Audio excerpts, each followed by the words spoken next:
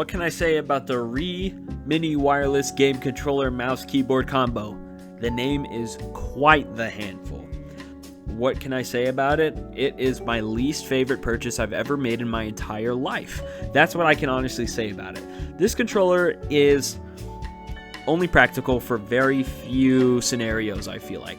For me personally, it's extremely uncomfortable. The thumbsticks are not very fun to use. Later I'm going to be showing some gameplay about that, at least with me using this controller. This controller is not fun to use. There is a keyboard on the back, which is nice. In emergency situations, I could see this being like an emergency, controller. If you got a game on the go, if you're traveling, you want to just, have a controller. You prefer a controller when you're gaming. I can see that. The concept is there for this. However, the execution is subpar. Like I said, thumbsticks, there's like a delay. There's an extreme amount of latency, very noticeable latency with this controller. Not only that, the controller or the thumbsticks, they don't have the greatest sensors inside of them. They're not Hall effect joysticks or triggers. Nothing is Hall effect. It's all analog, I'm assuming. I'm not really sure. I don't know too much technicality there. But their ability to detect your movements is horrendous. The buttons themselves are okay. The triggers and the bumpers themselves are super kind of clicky. They almost seem like there's a sponge between a mouse click.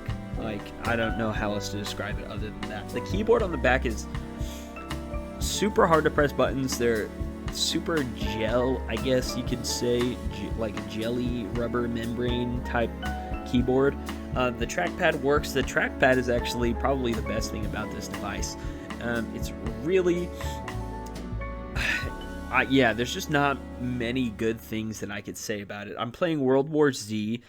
I was trying this for a couple of weeks. I've owned this for about 3 months now, but I've been forcing myself to use it, unfortunately, and I just haven't enjoyed the experience really quite at all. This company, they're kind of known for their mini keyboard selection, and it seems like most of their mini keyboards use the same type of gel rubber membrane rubber key keyboard style, which in a pinch, if you're using a living room desktop setup, like a living room computer setup for a media center, maybe even a small gaming primary entertainment system, I could see that, just have this next to your maybe inside your couch, put it lifted and throw it in the ottoman, really quick access, keep it with your other remotes. Aside from that, I don't see much of a need for this device. It's super uncomfortable. Again, I really want to emphasize how uncomfortable it was, at least for me personally. It's cheap. Don't get me wrong, it's cheap. It works with Windows, Android, it's Bluetooth. It's got a Bluetooth USB dongle. And it's very simple to set up, very plug and play, it connects automatically. However, it's just, not only is it uncomfortable, it's just, it's hard to recommend, especially after using the 8-bit DOE. I pretty much went from the 8-bit DOE Ultimate 2.4G wireless controller, which is a fantastic controller. I highly recommend you pick one up for yourself.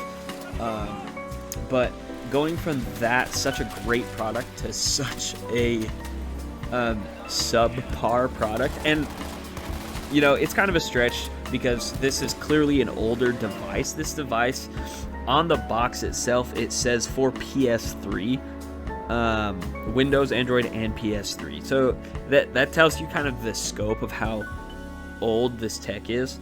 However, maybe for that time period, it would have been, a great device. However, that doesn't change the fact that it is extremely uncomfortable to hold.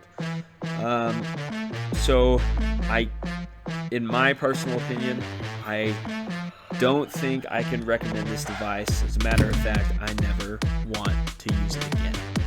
My name is Mad Rhino 870. Thank you guys so very much for watching. I hope you have a wonderful day.